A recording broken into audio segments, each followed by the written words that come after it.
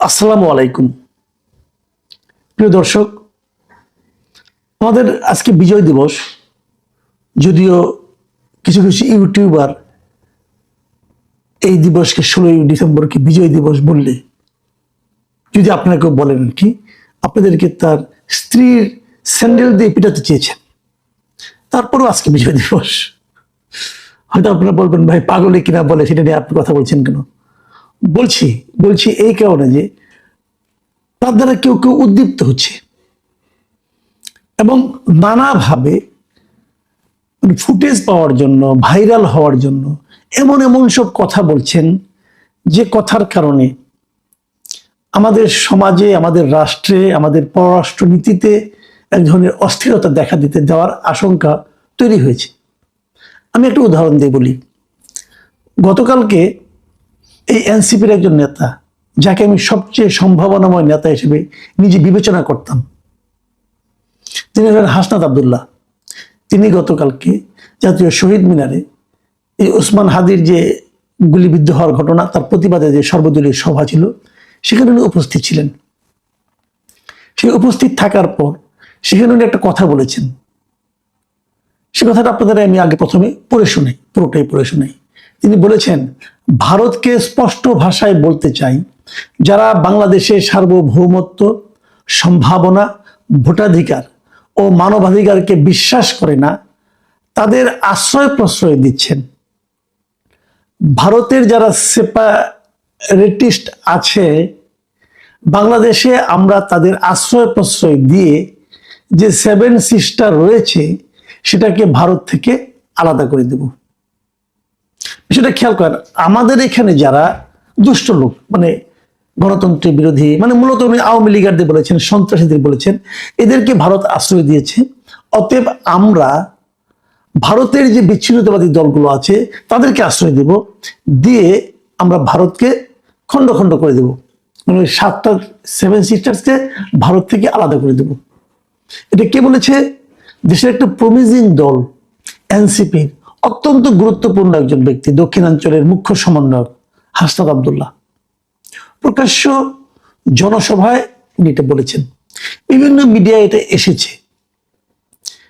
কিভাবে এসেছে সেটা আমি আরেকটু পরে বলছি, তার আগে এটা আলোচনা করে নি। দেখেন, এই জিনিসটা যখন ওনারা বলেন, তখন আপনাদের কাছে কি মনে হয়? আমার কাছে কিন্তু নিতান্ত একটা ছেলে মানুষই মনে হয়। আমার মনে হয় যে এরা যে আসলেই মানে ছেলে মানুষ, এদের যে রাজনৈতিক প্রজ্ঞা যে অভিজ্ঞতা জাত নয়, এটা আমার কাছে মনে হয়। এইভাবে কেউ কখনো বলে? পৃথিবীর কেউ বলা উচিত? এটুকু বলার কারণে আমি মনে করি সরকারের উচিত তার ব্যাপারে একটা ব্যবস্থা নেওয়া। ওনাকে তো মুক্ত চলাফেরা করতে দেওয়া বিপজ্জনক। কারণ এভাবে যদি সে বলতে থাকে, ভারত, ভাই আপনি যত কিছুই বলেন, আমাদের কি ভারতকে আমাদের শত্রু রাষ্ট্র? আমরা কি ভারতের সঙ্গে যুদ্ধ ঘোষণা করেছি? আমাদের সরকার কি সেটা করেনি তো। তাহলে এইভাবে আপনি বলতে পারেন? আপনি পররাষ্ট্র মন্ত্রণালয় এটা স্বীকার করে, যখন এই ঘটনাগুলি ঘটছে আপনারা যদি বলবেন যে না এটা ঠিক রাজনৈতিক একটা বক্তব্য, কোনো সমস্যা নাই, না রাজনৈতিক বক্তব্য হতে পারে না। আমি এই কথাটা আবারও সব দলকে জন্য বলি, এটা প্রায় কিন্তু বলবেন, দেখবেন যে অনেক কথা বলে যখন ধরা খেয়ে যায় তখন বলে কি এটা পলিটিক্যাল রেটরিক, রাজনৈতিক বক্তব্য। এটা না ভাই, রাজনৈতিক বক্তব্য হতে হবে সবচেয়ে সেন্সিবল বক্তব্য। যিনি আমার নেতা হবেন, যিনি রাজনীতি করবেন, তিনি তো আমার নেতা হতে চান, তাই না? যিনি আমার নেতা হবেন তিনি কেন আবল তাবল বকবেন? এটা মানবো কেন? আমার ঘরের যে শিশু, যার বয়স 2 বছর, 1 বছর, অথবা মানে কোনোভাবে বোল ফুটেছে, সে আবল তাবল বললে আমি কিছু মনে করবো না। কিন্তু যেটা বয়স্ক লোক, যিনি দেশ চালাতে চান, যিনি আমাদের ভাগ্য নিয়ন্ত্রণ করতে চান, উনি আবল তাবল কেন বলবেন? আবল তাবল বলার চেয়েও বেশি ঝুঁকিপূর্ণ হলো যখন তিনি একটা উস্কানিমূলক কথা বলেন, এবং সেই উস্কানিটা কোথায়? বিদেশের মাটির জন্য উস্কানি, বিদেশি বিচ্ছিন্নতাবাদীদেরকে উস্কানি দেন, তাদেরকে আশ্রয় দেবেন বলে তাদেরকে একটা অভয় দেন, এবং এখানে এটি যখন করতে চান তারা, সেটা হলো আরো বিপজ্জনক। এবং ওনার এই কারণে উনি কিন্তু একা বিপদে পড়বেন না, পুরো দেশটাই আমরা বিপদে পড়বো। আমরা কি ভারতের সঙ্গে যুদ্ধ করতে চাই? বলেন, যুদ্ধ করতে চাই না তো। দেখেন, সেনাবাহিনী বলবো, আমাদের তো সেনাবাহিনী আছে, আমাদের সেনাবাহিনী এবং ভারতের সেনাবাহিনী, ভাই গুগলে যান, যে সার্চ দেন, দেখেন ভারতের সেনাবাহিনীতে কত লোক আছে, আমাদের সেনাবাহিনীতে কত লোক আছে। ভারতের সেনাবাহিনী যারা আছে তারা 2 দিন পর পর পাকিস্তানের সঙ্গে যুদ্ধ করে, চীনের সঙ্গে যুদ্ধ করে। সেনাবাহিনী কিন্তু কতগুলি ক্যারেক্টার আছে, কিছু আছে অ্যাগ্রেসিভ সেনাবাহিনী, অ্যাগ্রেসিভ মিলিটারি, আবার কিছু আছে ডিফেন্সিভ মিলিটারি। আমরা গত 52 বছর কার সঙ্গে যুদ্ধ করছি রে ভাই? আমরা অ্যাগ্রেসিভ মিলিটারি না, আমরা ডিফেন্সিভ মিলিটারি। আমাদের যদি কেউ আক্রমণ করে সেটা আমরা ফিরাবো, আমরা এভাবে নিজেদের প্রস্তুতি নিয়েছি। তাহলে আমি কেন ভারতের সঙ্গে এমন পরিস্থিতি, যুদ্ধের মতো পরিস্থিতি তৈরি করতে চাই? কি লাভ আমাদের? কি লাভ বলেন? আপনি ম্যাপের দিকে তাকান, তাদের দেশ আমার দেশকে পাশাপাশি ফেলে একবার দেখেন রে ভাই, একবার দেখেন আপনি কোথায় আসছি কোথায়। তাদের সেনাবাহিনী, তাদের সামরিক সরঞ্জাম, রসদ একটু পাশাপাশি ফেলে দেখেন আপনি কোথায় আর ওনারা কোথায়। পাগলের প্রলাপ তো আমরা শুনতে বসিনি আপনার কাছ থেকে। আপনি তো পারেন না আমাদের স্থিতিশীলতাকে, আমাদের নিরাপত্তাকে লঙ্ঘিত করতে। আপনাদের এই সমস্ত কথাবার্তার কারণে আপনি বলেন চিকেন নেক, চিকেন নেক চিৎকার করেন। আমাদের চিকেন নেক নাই? আমাদের চিকেন নেকের কাছে তারা সেনা সমাবেশ করছে না এখন? কেন করছে? আপনাদের কারণে করছে, আপনাদের মূর্খতার কারণে করছে। 1 লোক পাইছেন ওখানে বসে, দেখেন একটা কথা ভাবেন, সেই ফ্রান্সে বসে, আমেরিকায় বসে ওই পিনাকি এবং ইলিয়াস আপনাদের উস্কাচ্ছে, আর আপনারা উস্কাচ্ছে, আপনি উস্কে যাচ্ছেন।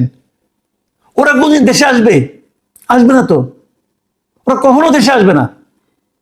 ওরা ওখানে বসে বসে এমন একটা পরিস্থিতি তৈরি করছে যার উপর ভিত্তি করে ভারত বলতে পারবে যে আমরা তোমাকে অ্যাটাক করবো। আপনাদের ভারতকে অ্যাটাক করার জন্য উস্কাচ্ছেন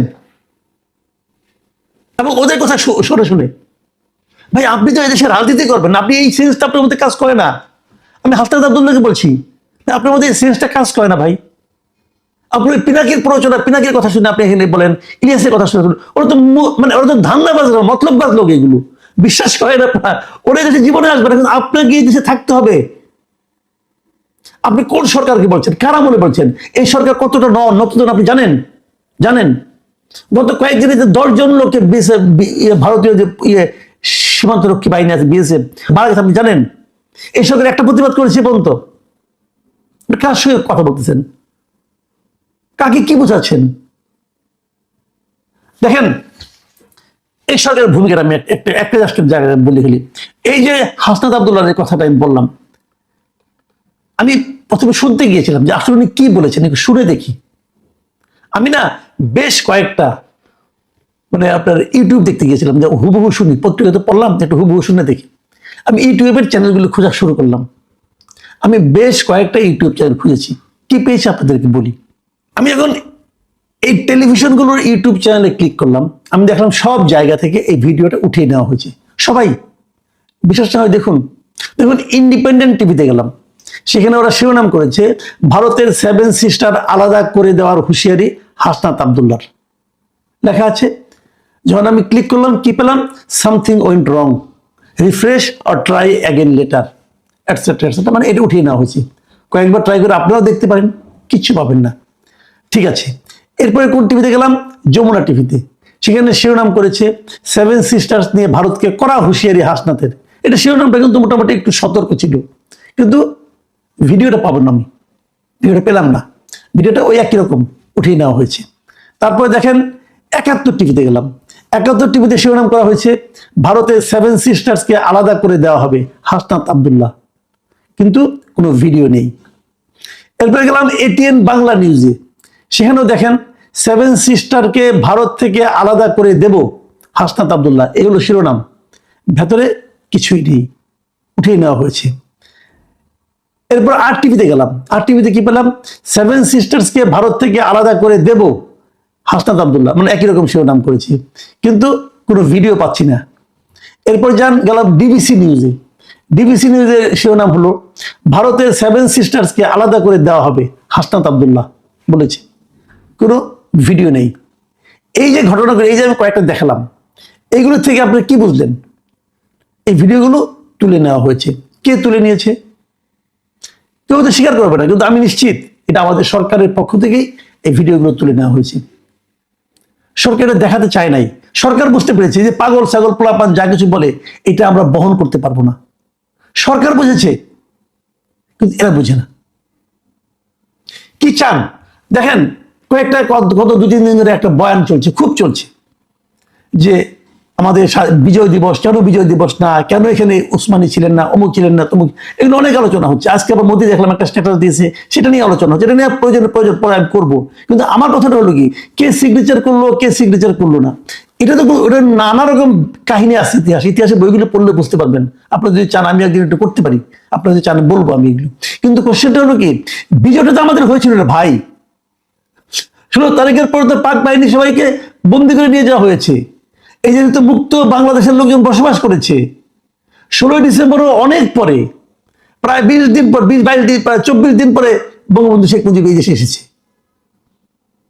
তুমি তো তখন ছিলেনই না, কাজেই উনি দেশটাকে বিক্রি করে দিয়েছেন, করদ রাজ্যে পরিণত হয়েছে, হ্যাঁ এগুলি বলে এই সমস্ত বয়ান দিয়ে আপনি এন্টি ভারত সেন্টিমেন্ট উস্কে দিতে পারেন, দেন, আমার কোনো আপত্তি নাই। কিন্তু যুদ্ধ লাগাতে যাচ্ছেন কেন? এটা কেমন কথা রে ভাই? এটা কেমন কথা? এই যুদ্ধে আপনি কি অর্জন করবেন এই যুদ্ধের মাধ্যমে? আমি মনে করি এই সমস্ত এলিমেন্ট যারা আছে, সে পলিটিক্যাল হোক, নন পলিটিক্যাল হোক, যাই হোক, এদের ব্যাপারে সরকারের একটা সিদ্ধান্ত নেওয়া উচিত। অবশ্যই সরকারের সে হেডম আছে বলে আমার কাছে মনে হয় না। তাদের এই হেডম কাকে? আনিস আলমকে ধরে নিয়ে যাবে। আনিস আলমকে কি বলেছে?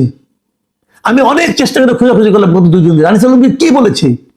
যা বলেছেন উনি, তার উপরে ভিত্তি করে আপনি সন্ত্রাসবাদী আইনে মামলা করতে পারেন। সরকার পারে এটা? আমার কাছে মনে হয় যে সরকার আত্মহত্যা করার দিকে যাচ্ছে ধীরে ধীরে। সারা দুনিয়ার কাছে আনিস আলম একজন ব্যক্তি মাত্র নয়। আনিস আলমকে ঘটনায় সরকার হ্যান্ডেল করতে পারবে? আমার তো মনে হয় না। কি জবাব দেবে তারা? যে সরকার প্রধান নিজে বলে যে প্রাণ খুলে আমার সমালোচনা করেন, সেই সরকার একজন সাংবাদিককে ধরে নেওয়া যায় যে নাকি ফেসবুকে খাবারের ছবি দেয়, গানের ছবি দেয়, এবং 2-1টা টক শো সে বলে, কথা বলে। সে কি বলেছে? রাষ্ট্রদ্রোহিতামূলক কোনো কথা বলেছে? আর এরা যেটা করতেছে এগুলি তারা দেখে না। আবার আরেকজন বলে যে 16 ডিসেম্বরকে মানেন না, বিজয় দিবস মানেন না, পারে কেউ ধরে না। মানে আমি এই সরকারের আমি এই সরকার আগে বলতাম যে এটা একটা নন সিরিয়াস টাইপের গভর্নমেন্ট। এটা আদৌ কোনো গভর্নমেন্ট কিনে এটা মাঝে মাঝে মনে হয় না, আরে কি করতেছে? যখন আপনাকে প্রশ্ন করা হবে যে আপনার এখানে দেশে আগে পলিটিক্যাল এগুলি বলেছে, আপনি কি অ্যাকশন নিয়েছেন, কি বলেছেন, আপনি কি জবাব দিবেন ভাই? সারা দুনিয়ার প্রেক্ষিতে এই ধরনের কথা আপনি বলতে পারেন যদি তার সঙ্গে আপনার যুদ্ধ অবস্থা থাকে। আপনার সঙ্গে ভারতের যুদ্ধ অবস্থা আছে? ভারতের রাষ্ট্রপতি দেশে আছে না? আছে তো। প্রিয় দর্শক, আমি জানি না আমার এই কথাগুলোকে কে কে নেবেন। ওই পিনাকি একজন তার কাছে ভক্ত আছে, ভক্ত বালক, তারা বলবে এই যে ইন্ডিয়ার দালালকে পাওয়া গেছে। ভাই, দালাল হুট করে একজনকে বলা যায়, বলাতে খুব সহজ, কিন্তু প্রকৃত ঘটনাটা কি চিন্তা করে দেখেন।